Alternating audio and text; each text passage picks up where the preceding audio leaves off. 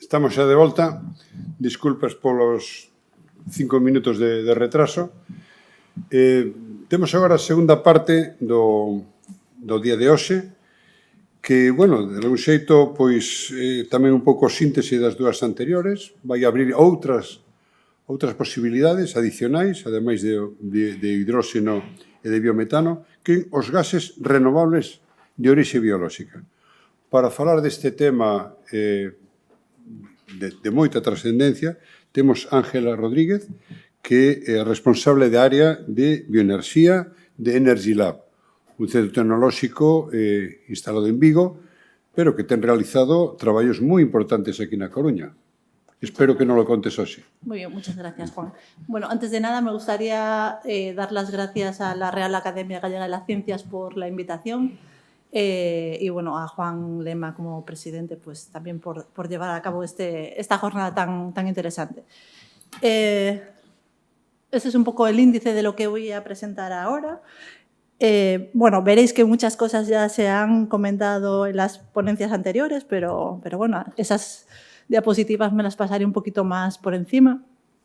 Empezamos viendo muy brevemente qué es Energy Lab, porque bueno, creo que hay aquí bastantes estudiantes, ¿no? Entonces aprovecho la cuña publicitaria para decir que siempre tenemos aquí un montón de gente de Ingeniería Química de Santiago, así que si alguno en un futuro tiene interés en trabajar con gases renovables, pues estamos relativamente cerquita, así que bueno, es una buena cantera.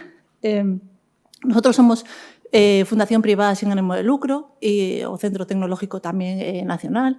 Tenemos casi 14 años de antigüedad. Estamos ubicados, como comentaba, en el campus universitario de Vigo y tenemos un patronato tanto público como privado. Entre las empresas privadas pues hay dos energéticas, Naturgy y Repsol, y luego también tenemos otros patronos como Inditex, Philips, Abanca, Tasga, Finsa o Copasa o Instra.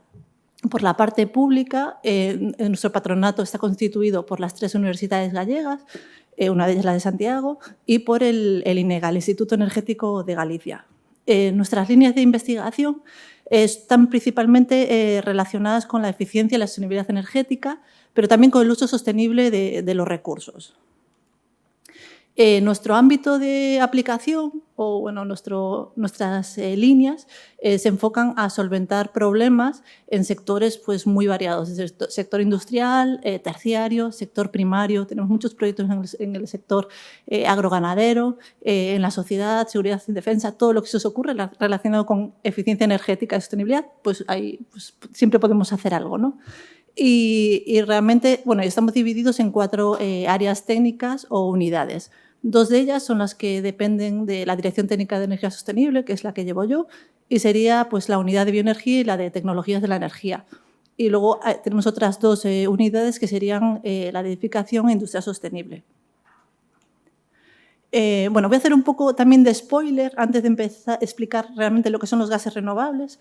Tengo que contar qué es el proyecto Unidad Mixta de Gas Renovable, porque lo voy a ir mencionando luego a lo largo de la presentación. Es un proyecto que para nosotros pues, es estratégico y que nos ha dado bastante relevancia en los últimos años debido al gran interés que ha despertado, en el que de socios estamos nosotros, Energy Lab, como un centro tecnológico, y Naturgy. Y este proyecto, en el que también contamos con la colaboración de la DAR de Vents, está cofinanciado por el GAIN con fondos FEDER. En este proyecto lo que se pretende es generar conocimiento para la empresa, para Naturgy, en torno a los nuevos vectores energéticos, a los gases renovables. Concretamente, el proyecto se lleva a cabo en una depuradora, en la DAR de Vents, que da servicio a 5 ayuntamientos de Coruña. Y lo que pretende ser, aunque tiene una parte también muy de laboratorio, pretende ser un proyecto demostrativo en el que pues, se pueda ver la viabilidad de las tecnologías de producción de estos gases renovables y sus usos finales. Está muy centrado también en el tema de economía circular. En este caso, por ejemplo, es utilizar depurar las aguas residuales de esos 5 ayuntamientos, generar un lodo, hacer digestión anaerobia y luego ese gas, ese biogás o biometano o sin gas o biohidrógeno, como veremos a continuación, pues poder revertir de alguna manera y utilizarlo para algo que dé servicio a la población, ¿no? Pues en este caso era mediante unos autobuses y unas furgonetas. Bueno, duró de 2016 a 2023 y aquí a la derecha podéis ver pues, la página web por si alguien tiene interés en este proyecto. La primera fase, que se llamaba realmente unidad mixta de gas renovable, duró del 2016 al 2019. Luego en el 2020 conseguimos lo que es la fase de consolidación, que dura hasta el 2023. Como podéis ver, ya solo por la diferencia o complejidad del esquema, pues cada vez la hemos ido como ampliando un poco, intentando generar más conocimiento en estos gases renovables. Y en el primero, por ejemplo, solo nos centrábamos en la purificación del biogás para obtener biometano y en 3 usos finales. Y en la parte de consolidación, que es con la que estamos ahora, pues no solo nos centramos en biogás y biometano, sino que también pues, hacemos cosas de sin gas, generación de gas de síntesis, de biohidrógeno, hidrógeno verde con electrolizadores. Vamos a recibir ahora un electrolizador PEM y uno alcalino.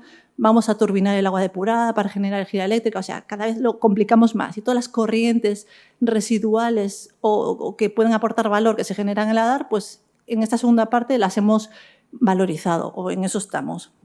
De hecho, en septiembre probablemente, no sé, a finales de septiembre haremos una jornada de difusión y divulgativa de este proyecto en la DAR de Vence, así que, bueno, quien tenga interés os podéis apuntar sin problema, encantados de recibiros. Aparte, bueno, lo interesante de este proyecto es que tenemos cacharrada así grande que se puede ver allí in situ y merece la pena.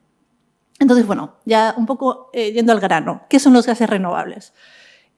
Son los gases que se han generado o que se generan a través de un recurso renovable o mediante la valorización de un residuo. Y son principalmente 3 o 4. 4 si separamos biogás y biometano. El biogás y biometano ya lo ha explicado Marta, el hidrógeno Emilio, y bueno, queda uno que es novedad, que es el sin gas, es el gas de síntesis, el que se obtiene a través de gasificación, que lo veremos más adelante. Este gas pues no solo tiene metano y CO2 o hidrógeno, sino que también tiene otro tipo de compuestos. Bueno, todos de estos, por lo que ya hemos visto y sabemos, ¿no?, que la tecnología más madura y que ya actualmente está disponible para generar este gas pues es la relacionada con el biogás, la digestión anaerobia y los sistemas de purificación para obtener el biometano.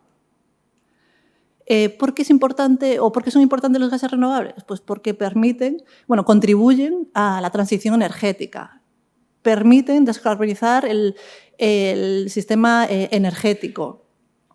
Nos permiten también alcanzar y cumplir esos objetivos que tenemos de reducción de emisiones que han establecido a nivel europeo. Permite una sustitución directa de combustibles fósiles y esto conlleva pues, una reducción de emisiones, ¿no? También, bueno, algo que está muy de moda, por desgracia, últimamente, pues nos permite reducir la dependencia energética del exterior y nos aporta una seguridad en el suministro de energía. Además, si mejora la gestión de los residuos, porque si en vez de llevarlo a un vertedero se puede valorizar para obtener un producto de valor añadido, pues estamos facilitando, ¿no?, esa gestión de residuos dando más motivos, argumentos a los gestores para hacer ese tipo de tecnologías porque al final van a sacar un producto valorizable. Pues está muy enfocado o muy en línea con la filosofía de economía circular. Aprovechamos residuos de diferentes tipologías para generar productos de valor añadido. Y luego, bueno, también pues afecta positivamente el desarrollo rural y fijación de empleo con esas plantas de digestión anaerobia en el medio rural, por ejemplo. Y especialmente para el tema de gasificación, donde se usan biomasas lignocelulósicas, puede favorecer también el aprovechamiento de la gestión y la mejora de la gestión forestal y la lucha contra incendios al recoger toda esa biomasa que a veces pues, por tema de descartes o limpieza de montes pues, queda en el monte, ¿no?, en vez de recogerlo. Y luego, también permite diferenciar entre romper la sincronía o evitar la sincronía de entre la generación de energía y el consumo, ¿no? Con el concepto de Power to Gas, que ya también mencionó Emilio perfectamente en varias diapositivas. Entonces, bueno, esto es repetitivo con lo de Marta, pero por suerte dije yo, menos mal que yo tengo otros dibujitos y otros esquemas. Entonces, bueno, esta es la diferencia, pero el proceso es lo que explicó ella. Degradación de materia orgánica en ausencia de oxígeno. Y se pueden utilizar multitud de residuos. Nosotros en Energy Lab pues llevamos ya, pues igual que Marta y... Bueno, igual no, menos porque somos un centro más reciente, pero llevamos muchísimos años valorizando residuos orgánicos. Entonces hemos hecho de todo, desde marro de café, algas de arribazón, restos de calamar, todo lo orgánico que se os ocurra, al perujo, al pechín, que puede tener algún inhibidor o yo qué sé, o tener mucha grasa. Hemos probado de todo. Algunas cosas han ido mejor, otras han ido peor, pero bueno, finalmente es relativamente sencillo obtener biogás. Mayor o menor cantidad, más o menos puro, pero bueno, la digestión anaerobia es un proceso natural y ahí está. Esto también, bueno, ya lo vimos antes, los componentes principales son el metano y el CO2 y como habíamos visto anteriormente, pues hay unos compuestos que son impurezas, ¿no?, en el gas y que realmente para el uso final tendríamos que eliminar, ya sea para combustión, para cogeneración y más si es para temas de upgrading. Las diferentes composiciones del biogás pues dependen no solo de los diferentes tipos de residuos, de la diferente proporción grasa, proteína y carbohidrato, sino que también, bueno, si el proceso es controlado o no es controlado y del origen, ¿no? En este caso, por ejemplo, podemos ver que en residuos agrícolas, de esas impurezas que pues, nos pueden fastidiar luego el uso a posteriori, pues destacan el sulfídrico y el nitrógeno amoniacal, de la degradación de proteínas. En el caso de los lodos de depuradora, pues podemos tener problemas con los siloxanos, que son compuestos que tienen silicio y que proceden, por ejemplo, de los champús, acondicionadores, este tipo de productos, ¿no?, que al final acaban en la propiedad. En el caso de los vertederos, pues aparte de también problemas con el sulfídrico, pues podría haber problemas también con hidrocarburos pesados y halogenados, ¿no? Entonces, bueno, en función del proceso del residuo, la composición de gas sí que varía en los mayoritarios, como vimos, metano y CO2, pero también varía en estos compuestos indeseables. Otro tipo de clasificación pues, de las impurezas, pues impurezas externas, que serían sedimentos, espumas y partículas, que se eliminan relativamente fácil con filtración mecánica. Y luego tenemos impurezas internas, las que hemos visto anteriormente y que para su retirada pues, es necesario llevar a cabo procesos o técnicas físicas, químicas, biológicas o combinación de ambas. Al principio, cuando me dijeron que eran 45 minutos, puse todos los sistemas también de limpieza. Pero luego, cuando puse los de purificación, dije, pues no, igual me he pasado. Entonces los he quitado. Considero que lo más interesante es lo que vamos a ver luego. Pero bueno, aquí también hay mucha investigación, hay muchas tecnologías. Daría para otra ponencia de 45 minutos los sistemas de limpieza de gases, no solo de biogás. Los posibles impactos que podrían tener esos compuestos, pues los principales, por ejemplo, el biogás va saturado en vapor de agua, entonces ese agua luego condensa. Si condensa, pues puede producir atascos. Si baja la temperatura en una zona donde alcance grados bajo cero, pues puede congelarse y puede reventar las tuberías. Entonces es algo que habría que eliminar. Además, si ese agua reacciona con el H2S, con el sulfídrico, pues puede producir ácidos, que luego es corrosivo. Además, por el lado del sulfídrico, cuando se combustiona, pues se producen óxidos de azufre, que son peligrosos y también corrosivos. En el caso de los siloxanos, ese silicio que hablamos antes, pues se forman unas deposiciones que pueden pues, acabar también fastidiando válvulas, bujías y otro tipo de materiales, ¿no? En el caso de nitrógeno amoniacal, pues también es corrosivo y además es súper tóxico. Entonces, bueno, todo esto realmente es necesario eliminarlo antes del uso final. Un resumen muy breve. Biogás bruto. Mayoritarios, CO2 y CH4. Minoritarios, todos los que vimos aquí. Si le hacemos la etapa de limpieza, tenemos el biogás limpio, pero sigue teniendo mucho CO2. Si lo que queremos es meterlo en una caldera para generar calor, sin problema. En un cogenerador, sin problema. Para movilidad, bueno, igual en algún tractor podrías meterlo, pero bueno, habría que purificarlo un poco, bueno, bajar un poquito el contenido de CO2, pero bueno, aún así no es lo recomendable. Hemos hecho una prueba en Energy Lab, en un banco motor que tenemos, y hemos visto que con 70 y poco % de metano ya sería suficiente. Pero bueno, lo ideal sería purificarlo, someter ese biogás limpio a una etapa de upgrading o purificación, que quiere decir eliminar al máximo ese CO2. Pues igual no llega al 100%, pero pues eso, 95%, 96, 97, 90, 80 y algo, depende del uso final. Y eso es lo que vamos a ver ahora. Me voy a centrar en los sistemas que hay de purificación. Por un lado, tenemos tecnologías maduras, es decir, si tenéis una planta de biogás, pues estas las podríais ya comprar, sería un llave en mano, ya hay tecnología disponible, que bueno, igual luego en algún caso en concreto tendríais vosotros que optimizar algo, porque no es como comprar una lavadora, sigue teniendo así, bueno, algún pequeño ajuste, pero bueno, ya hay muchos proveedores. Y son sistema de membranas, que comentaba Marta también, PSA, Pressure Swing Absorption, absorción mediante cambios de presión, lavado con agua, también con presión o sin presión, hay ambas opciones, y absorción con compuestos químicos. Luego también hay criogenia y otras más, pero bueno, esas son las más importantes. Y todas ellas ya tienen un grado de madurez, como os comentaba, mayor de 9, ya están a nivel en mercado. Por otro lado, os voy a presentar también tecnologías novedosas que están pues, en un TRL, un grado de madurez mucho más bajo, entre 5 y 9. Es decir, pues en algún caso sí que ya hay pilotos a escala relevante, en una escala ya real, ya está muy cerca del mercado alguna de las tecnologías, pero bueno, si me preguntáis luego, posteriormente, ¿tú la comprarías, lo pondrías? Bueno, por ahora no, igual esperaría un par de años para alguna de ellas, pero bueno, tiene potencial. Entonces, entre las maduras, vamos a ver así un poco por encima en qué consiste cuál es el sistema de funcionamiento de cada una, ¿no? Esta es la que más, de las maduras, la que más conocemos en Energy Lab.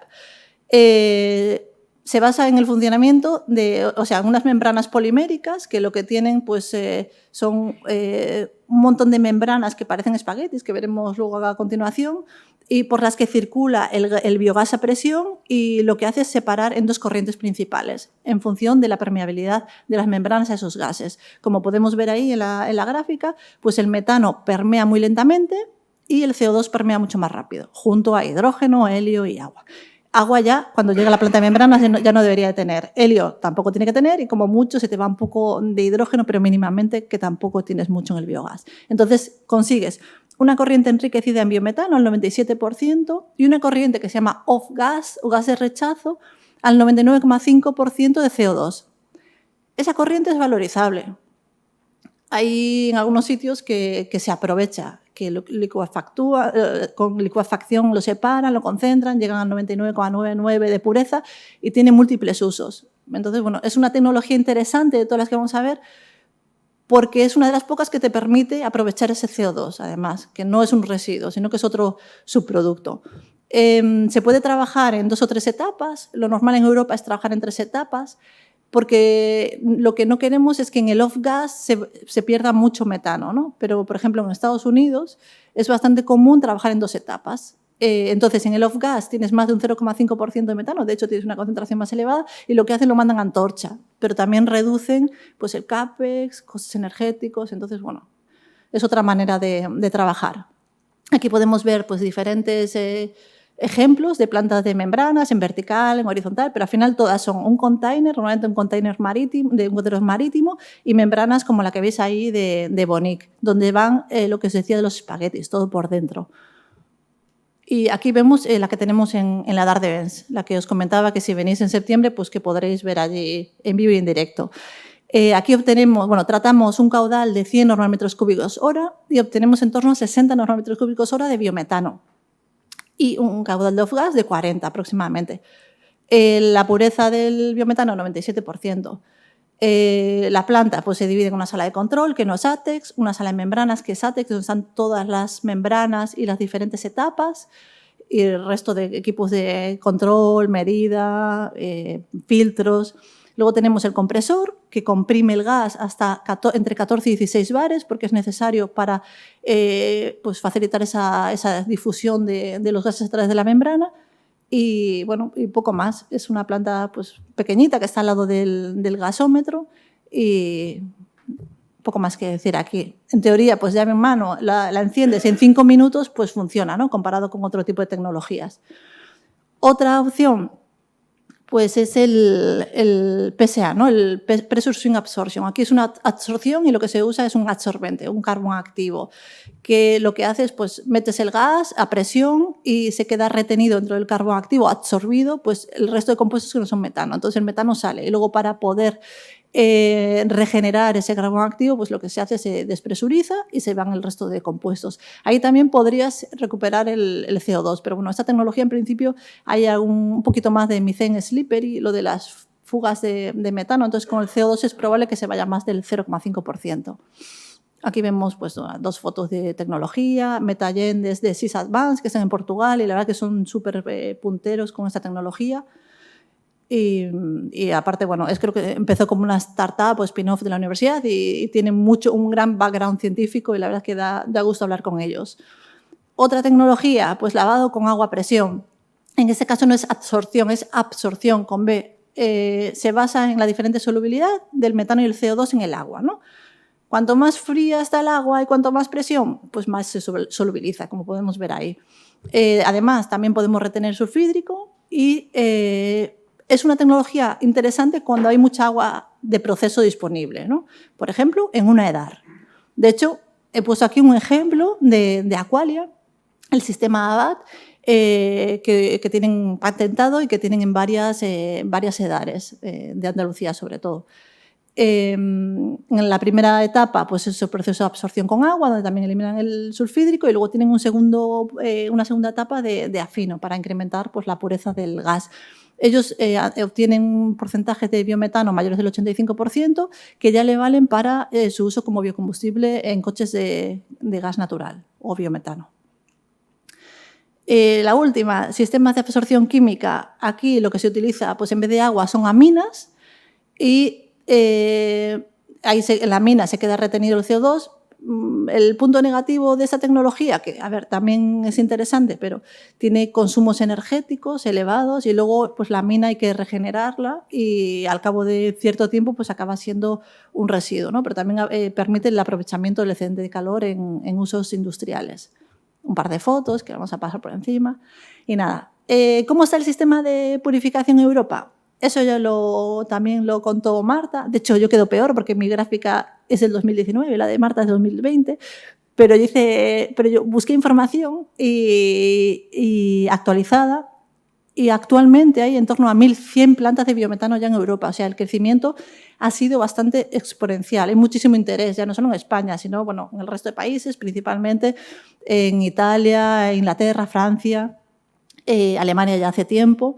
Y de estas, lo que a mí especialmente me interesa ha sido el crecimiento en España en los últimos años, de las que inyectan. O sea, hay mucho proyecto que está, bueno, mucho run, mucho proyecto que va a salir, mucho interés, tal. Pero esto es lo que realmente ya está actualmente. Y actualmente tenemos estas. Tenemos una en Coruña, la de la EDAR de Bens, donde participamos Energy Lab y Naturgy, junto pues, a Edarbenz S.A., que el uso final pues, es inyección y movilidad. Luego, la de Butarque la taché porque actualmente no está en operación, pero bueno, ha estado funcionando y ya está inyectando. En ese caso se utilizaba aminas como tecnología. Luego está la de Valdemín Gómez, la de Vilasana, que Vilasana es del sector ganadero, la de Elena, que es RSU como Valdemín Gómez. Luego está la de Lorca, Torre Santa María, ambas del sector ganadero. Y luego está la de UNUE, que es la de Biogas Nalia, del sector agroindustrial. Como vemos, la mayoría de las tecnologías, membranas, y la mayoría de los usos, inyección. Y que yo sepa, pues hay a punto de pues, empezar a inyectar algún proyecto más. Entonces, bueno, esto yo creo que estamos en junio, casi julio, a final de año esta gráfica o esta tabla tendrá que incrementarse, esperemos que bastante. Entre las novedosas, de las que tenemos más experiencia en Energy Lab, pues estas 3. Y luego también el de absorción química, pero en vez de con aminas, con otro tipo de compuestos residuales, pero esta no la he puesto. Y de estas 3 me voy a centrar solo en las 2 últimas. Y lo vamos a ver un poco por encima porque al final sí que se me va a pasar, si no, el tiempo.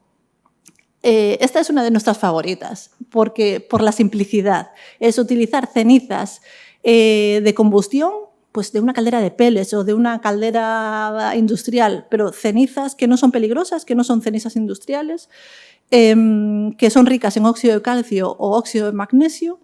Y lo que hacemos es un reactor o un lecho en el que se hace pasar el gas a través de ese lecho, que está húmedo, y lo que hace el CO2 es que reacciona con el óxido de calcio y se forma un carbonato cálcico. Es algo súper sencillo, que no necesita presión, no necesita temperatura, no necesita nada, solo ponerlo en contacto. De hecho, si ponéis una montaña de cenizas al aire libre, pues la carbonatación ocurre de manera natural, captando el CO2 atmosférico. Pues esto es como hacerlo de una manera un poquito más controlada.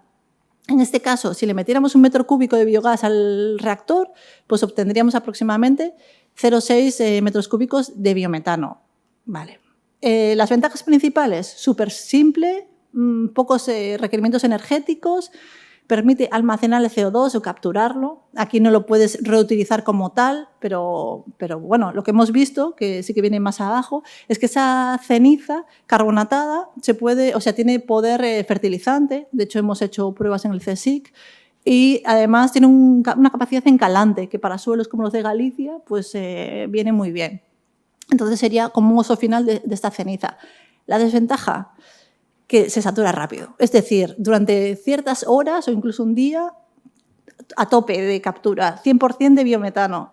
Y dices tú, qué bien, qué bien. Pero luego de repente empieza ya a salir CO2 y al final dices tú, pues mira, haciendo los cálculos, si realmente quisiera purificar un biogás y llevarlo de 50% de metano, 60% de metano al 95%, me harían falta muchísimas cenizas, que eso no muchas industrias las tienen, ¿no? Pero, sin embargo, si lo que queremos es un sistema de afino, como el que decía Aqualia que tenía, otra industria, otro tipo de sistema de purificación que llega hasta 80%, y tú quieres subir a 85%, o quieres subir de 90 a 93%, pues mira, a lo mejor ahí tiene sentido. O también, pues eso, lo que decíamos antes en granjas, que queríamos subir el metano de 60 a 80. Pues a lo mejor, si justo la granja o cerca tienen cenizas de combustión, pues también podría ser una alternativa. Pero como sistema de mañana montarlo en vuestra planta, no es recomendable.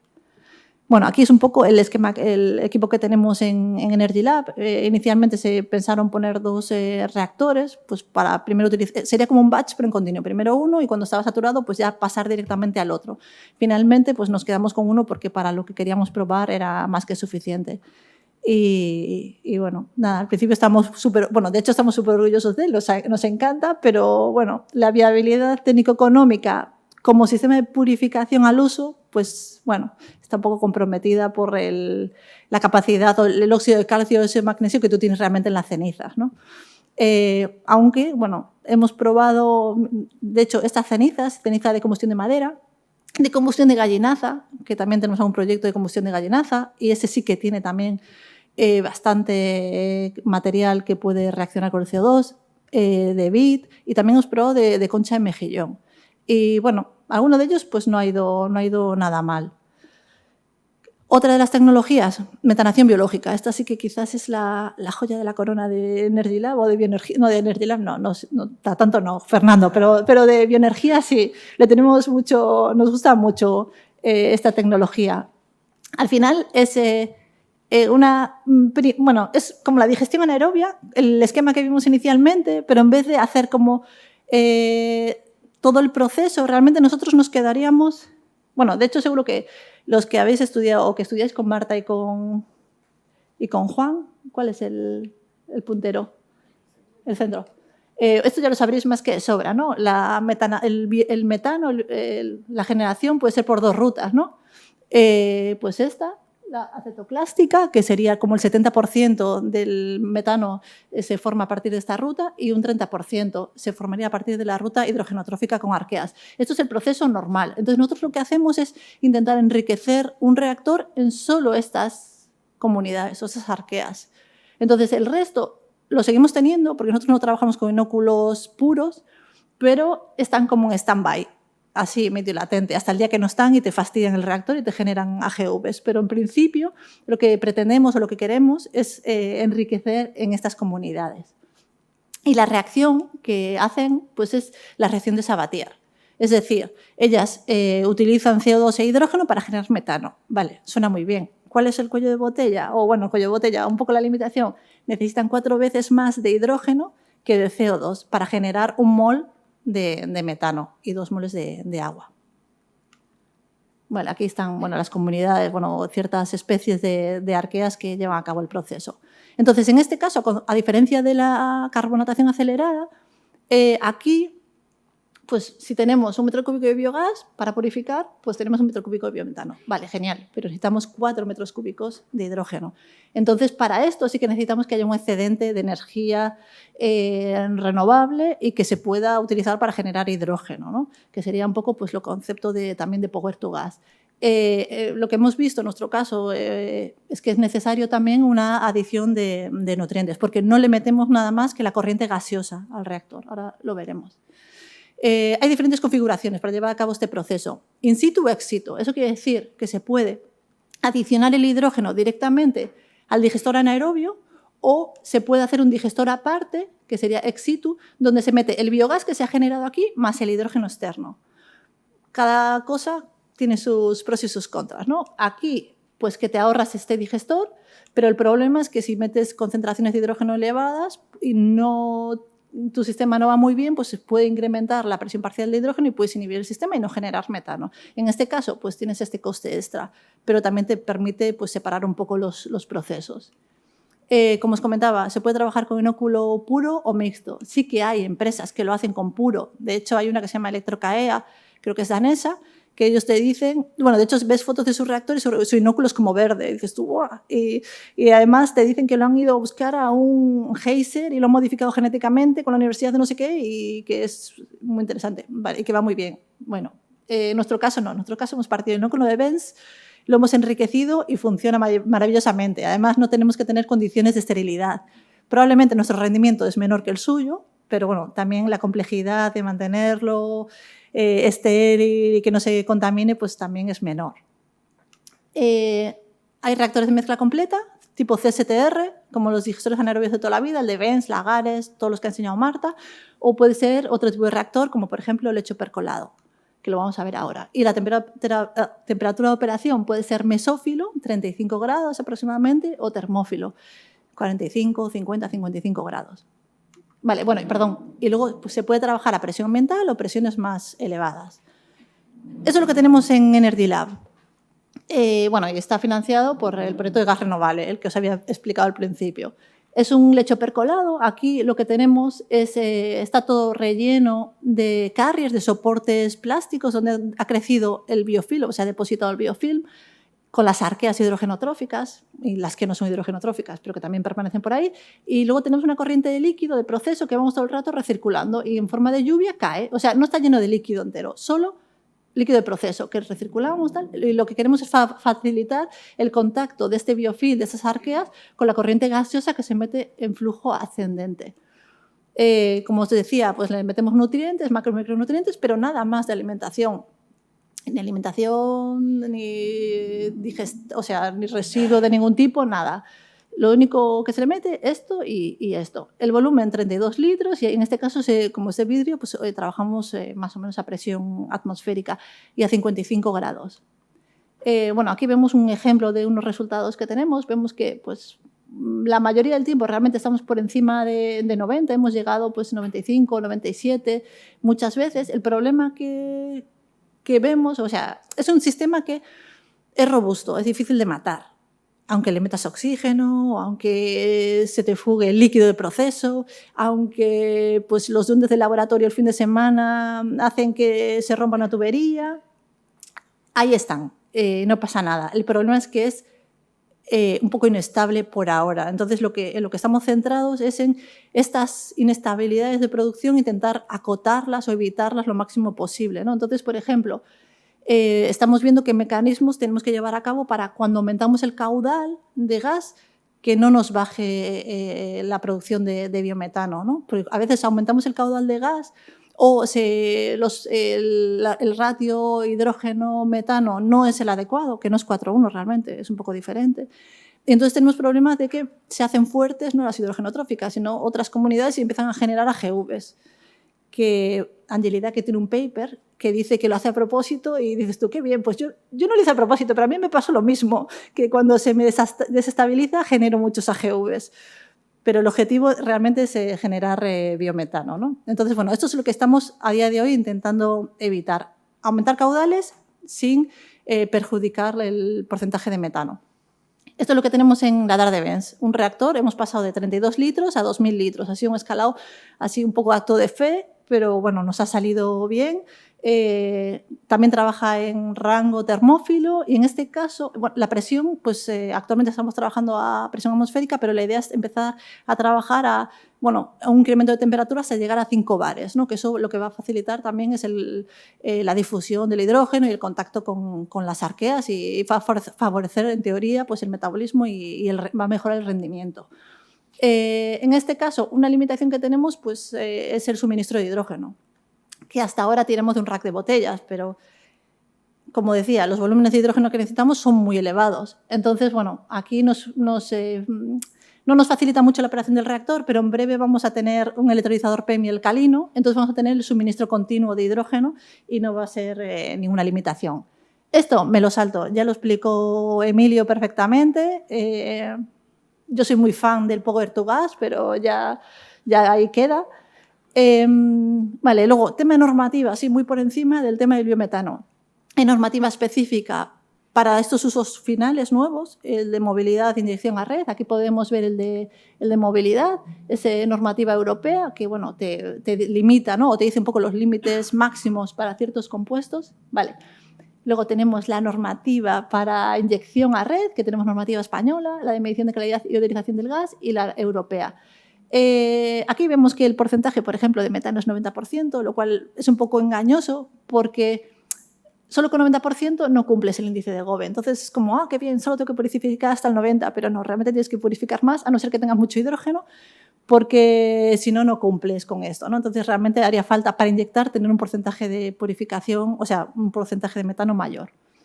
Bueno, luego está certificados de origen que se están desarrollando actualmente y que es algo necesario para que realmente avance el tema del biometano, ¿no? Tener seguridad, poder comprar, vender, certificar tu gas. Actualmente se hace de manera privada y ahora pues se está desarrollando las garantías a nivel público, ¿no? De hecho, se prevé que para el 15 de abril de 2023 pues esté ya definido y se ponga en marcha. Esto no solo es para el biometano, sino también para el hidrógeno y para otro tipo de gases renovables si el syngas avanzase, por ejemplo.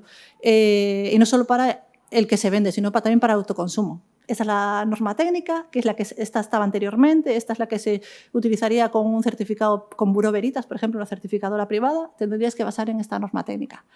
Gasificación, que me queda gasificación y biohidrógeno.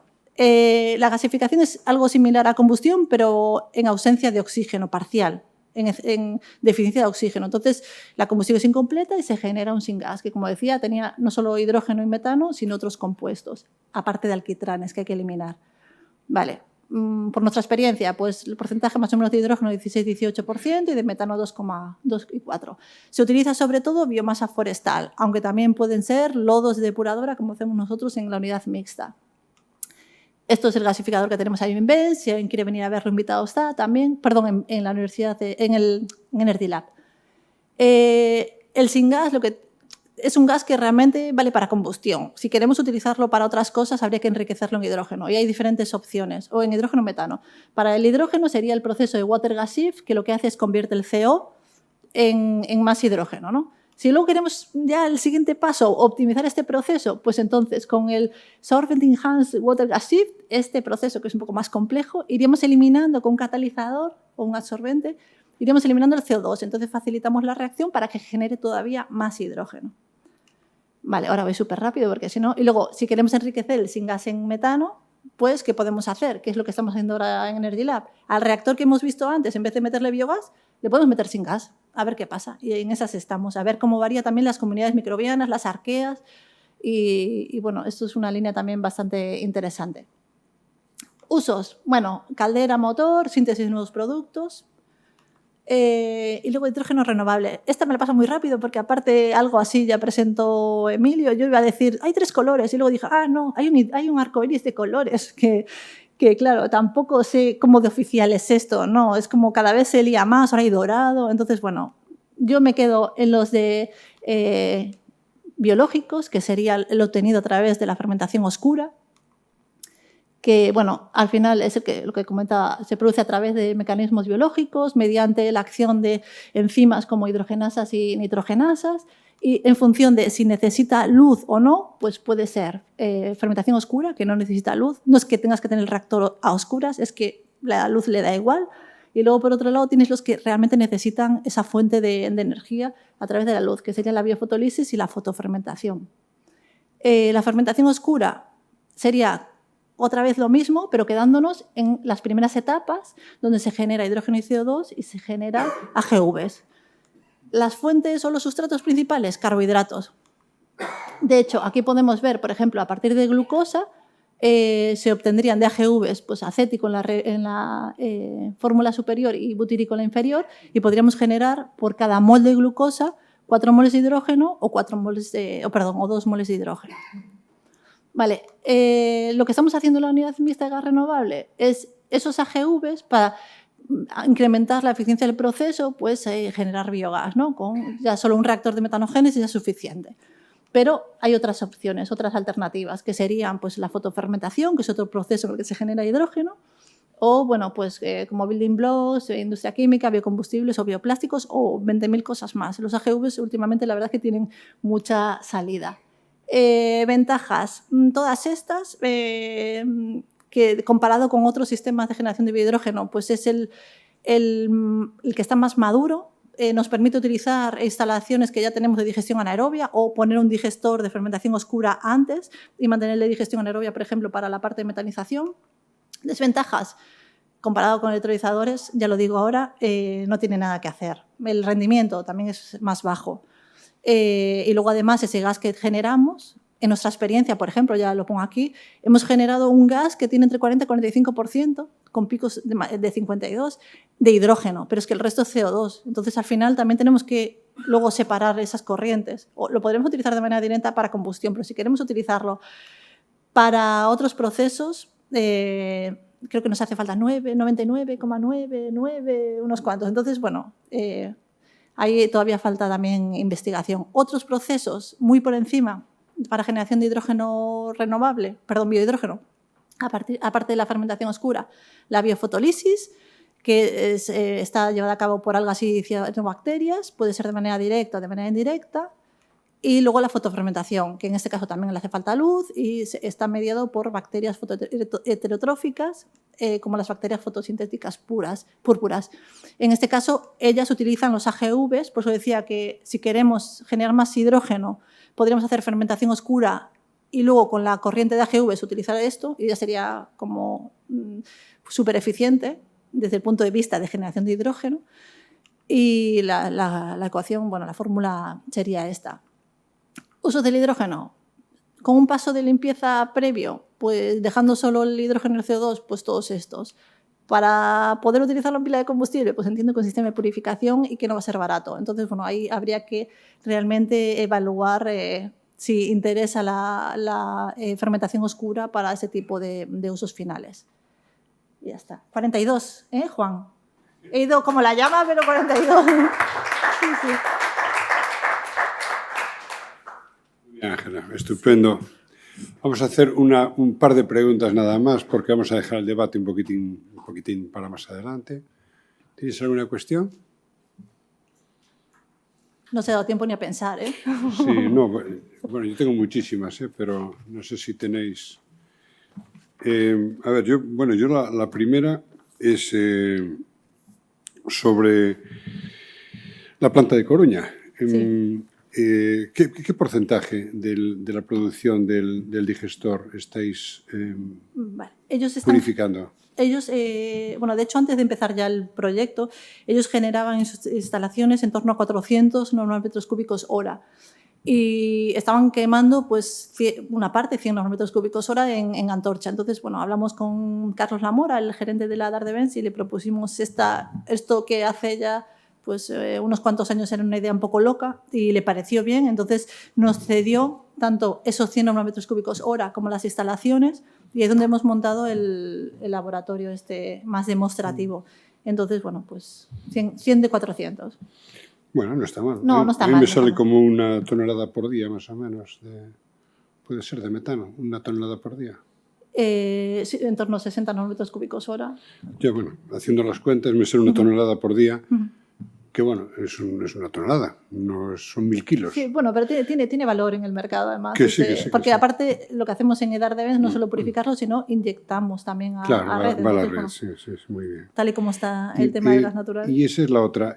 Con el grado de purificación que sale de ahí, que no es tan elevado, ¿cómo conseguís que os lo dejen inyectar en red? Sí que es elevado, 97%. Sí, pero es que, bueno, yo recuerdo las regulaciones que tenían para inyectar en red, que, bueno, necesitabas que el nivel de octano fuera menor del 0,02, que, en fin, había unos requerimientos extraordinarios. Pues, eso lo con la normativa de inyección no indica nada de octanos ni nada, que indica porcentajes de metano, porcentaje de oxígeno máximo. ¿Sabes cuál es la diferencia? La diferencia es que antes la legislación estaba a favor de las gaseras y ahora son las gaseras las que hacen la legislación.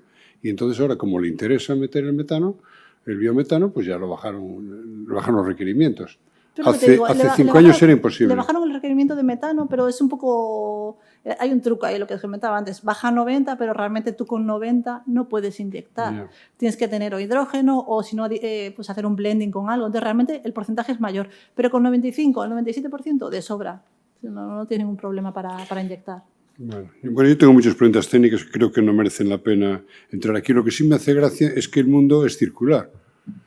Porque estamos hablando del syngas, que es el famoso gas pobre, que era como se alimentaba por las ciudades, en Coruña, en Vigo, en el siglo pasado, ¿no? O cómo se obtenía el hidrógeno en Aspontes a partir del carbón y haciéndole pasar el vapor de agua sobre el carbón para producir el gas de síntesis. En fin, curiosamente, pues es lo que digo. La electrólisis viene de la época de Volta, el syngas viene de la época de Carracuca y estamos inventando cosas... Porque resulta que efectivamente hay un mercado. Sí. Hay un mercado y hemos descubierto que el gas pobre pues es un gas estupendo. Pero bueno, es un gas, sigue siendo pobre. Sí, la verdad que hay que, como vimos, hay que enriquecerlo. Es una broma. A ver, yo creo que de los tres gases renovables, yo es al que le veo, pues bueno, que la implantación va a ser un poco más complicada, porque la tecnología es cara, porque el gas que obtienes tampoco, si no le haces algo a posteriori, pues tampoco es muy interesante. Sobre todo porque una parte muy grande de la energía es el monóxido de carbono, que al final vas a producir CO2 igualmente. Entonces, ¿entiendes? Igual la comparación es combustión directa, que solo tienes calor, o gasificación, que por lo menos obtienes ese gas que luego podrías valorizar. Desde luego ni se me ocurriría meter sin gas para hacer metano después, porque eso ya es cerrar el círculo. En fin, son batallitas que seguramente al público no le interesa gran cosa porque son cosas muy particulares.